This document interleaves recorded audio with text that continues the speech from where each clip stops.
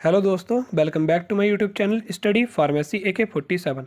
मैं हूं आपका दोस्त आशु चौधरी और आज हम बात करेंगे फिजिकल फार्मास्यूटिक्स फर्स्ट की यूनिट 1 के 2 मार्क्स के इंपॉर्टेंट क्वेश्चंस की, जो आपके एग्जाम के पॉइंट ऑफ व्यू से बहुत इंपॉर्टेंट है। तो पहला क्वेश्चन है हमारा डिफाइन सोल्वेशन।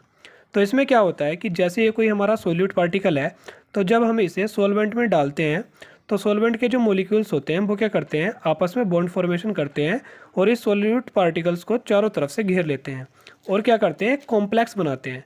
तो ये जो कॉम्प्लेक्स बनता है यानी कि इसी प्रोसेस को हम क्या बोलते हैं, सॉल्वेशन। और इसके बाद क्या होता है, ये सोल्यूट पार्टिकल सॉल्वेंट में डिजोल्व हो जाता है जिससे सॉल्यूशन बनता है। तो डिजोल्यूशन से जस्ट पहले का जो स्टेप होता है उसे हम क्या बोलते हैं, solvation. Next question is define association. तो जब हम किसी आयनिक मॉलिक्यूल का सॉल्वेशन करते हैं, आयनिक मॉलिक्यूल मतलब जैसे NaCl, और NaCl हमारा किस में टूटता है, Na पॉजिटिव आयन और Cl निगेटिव आयन में। तो जब हम आयनिक मॉलिक्यूल का सॉल्वेशन करते हैं तो उसी को हम क्या बोलते हैं, एसोसिएशन। नेक्स्ट क्वेश्चन है हमारा डिफाइन सोल्युबिलिटी एंड सॉल्यूशन। तो सोल्युबिलिटी क्या होती है, the maximum amount of solute particles which can be dissolved in 100 ml पर gram of solvent is called the solubility of the drug. यानी कि हम 100 ml सॉल्वेंट में कितने ग्राम मैक्सिमम सोल्यूट को डिजोल्व कर सकते हैं, उसी को हम क्या बोलते हैं, सोल्युबिलिटी। जैसे फॉर एग्जांपल आप सपोज करो कि आपके पास एक गिलास पानी है, तो उस एक गिलास पानी में आप कितनी ज़्यादा से ज़्यादा चीनी को डिजोल्व कर सकते हैं, उसी को हम उसकी सोल्युबिलिटी बोलते हैं। और सॉल्यूशन क्या होता है, these are liquid preparation when solute is dissolved in solvent known as solution. तो ये लिक्विड प्रिपरेशन होती हैं जब कोई सोल्यूट किसी सॉल्वेंट में पूरी तरह से डिजोल्व हो जाता है, तो उसी को हम क्या बोलते हैं, सॉल्यूशन। जैसे फॉर एग्जांपल आप सपोज करो कि आपने एक गिलास पानी में 1 चम्मच चीनी डाली और उसको घोल दिया। तो जब चीनी पानी में पूरी तरह से घुल जाती है या डिजोल्व हो जाती है, तो उसी को हम क्या बोलते हैं, solution. Next question is define mole fraction. तो मोल फ्रैक्शन क्या होता है, मोल्स ऑफ सोल्यूट और total number of moles of solute and moles of solvent के रेशियो को ही हम क्या बोलते हैं, mole fraction. Next question is define critical solution temperature. तो इसमें क्या होता है, जैसे हमारे पास किसी कंटेनर में ये 2 पार्शियली मिक्सिबल लिक्विड हैं, A और B, और हमें क्या करना है, इन्हें कम्प्लीटली मिक्सिबल बनाना है। तो हम क्या करेंगे, या तो टेम्परेचर को घटाएंगे या टेम्परेचर को बढ़ाएंगे। तो जिस टेम्परेचर पर ये दोनों आपस में कम्प्लीटली मिक्सिबल हो जाएंगे, उसी को हम क्या बोलते हैं, critical solution temperature. For example phenol and water. Next question क्या है हमारा, डिफाइन बाइनरी सॉल्यूशन। तो इसमें क्या होता है, जैसे ये कोई हमारा कंटेनर है और इसमें हमने 2 सॉल्यूशन को फिल कर दिया, A और B को, तो इसी को हम क्या बोलते हैं, बाइनरी सॉल्यूशन। जैसे फॉर एग्जांपल आप सपोज करो कि आपने पानी और चीनी ली और चीनी को पानी में डिजोल्व करके एक सॉल्यूशन बना दिया, और फिर चीनी और दूध को डिजोल्व करके एक दूसरा सॉल्यूशन बना दिया।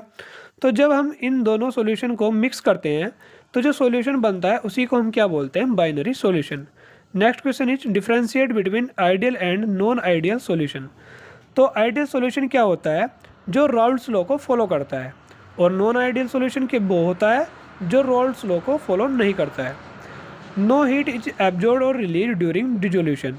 यानी कि डिजोल्यूशन के टाइम पर आइडियल सॉल्यूशन हीट को ना तो एब्जॉर्ब करते हैं और ना ही रिलीज करते हैं। सो इसमें डेल्टा एच क्या होता है, हमारा 0। लेकिन नॉन आइडियल सॉल्यूशन में हीट एब्जॉर्ब और रिलीज होती है during dissolution, so delta H is not equal to 0। इसमें वॉल्यूम चेंज नहीं होता है और इसमें वॉल्यूम चेंज होता है। Next question is define Raoult's law. तो राउल्ट्स लॉ क्या कहता है कि किसी भी कंटेनर में किसी गैस का पार्शियल प्रेशर उसके वेपर प्रेशर और उसके मोल फ्रैक्शन के बराबर होता है। तो P is directly proportional to X into P note.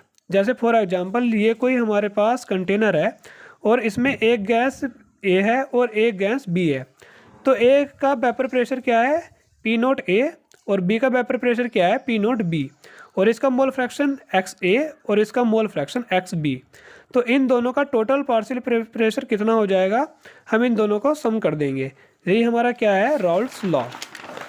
Next question क्या है हमारा, define distribution law and it's limitation. तो डिस्ट्रीब्यूशन लॉ को हम पार्टीशन कोफिशिएंट के नाम से भी जानते हैं। तो इसमें क्या होता है, जैसे हमारे पास ये कोई कंटेनर है और इसमें हमारे 2 इमिसिबल लिक्विड भरे हुए हैं, A और B, या हम एग्जांपल ले सकते हैं फिनोल एंड वाटर का। तो फिनोल का नेचर कैसा होता है, लाइपोफिलिक, और वाटर का आपको पता ही है हाइड्रोफिलिक होता है। तो जब हम इसमें किसी सोल्यूट को डिजोल्व करते हैं, जैसे ये कोई हमारा सोल्यूट है एक्स, तो अगर ये सोल्यूट फिनोल में ज़्यादा डिजोल्व होता है और वाटर में कम, तो इसका नेचर कैसा होगा, लाइपोफिलिक। और अगर ये वाटर में ज़्यादा डिजोल्व होगा, फिनोल में कम, तो इसका नेचर कैसा होगा, हाइड्रोफिलिक। और इसकी लिमिटेशन क्या क्या है। Number 1, temperature should be constant, यानी कि टेम्परेचर कांस्टेंट होना चाहिए। Number 2, solid particles should have same molecular size, यानी कि सॉलिड पार्टिकल्स का मोलिकुलर साइज सेम होना चाहिए। And number 3, solute does not undergo dissociation और एसोसिएशन। तो दोस्तों आपको इनको अच्छे से समझ लेना है, और कल शाम तक आपको इसकी यूनिट 2 और यूनिट 3 की वीडियो भी मिल जाएंगी। तब तक के लिए थैंक यू।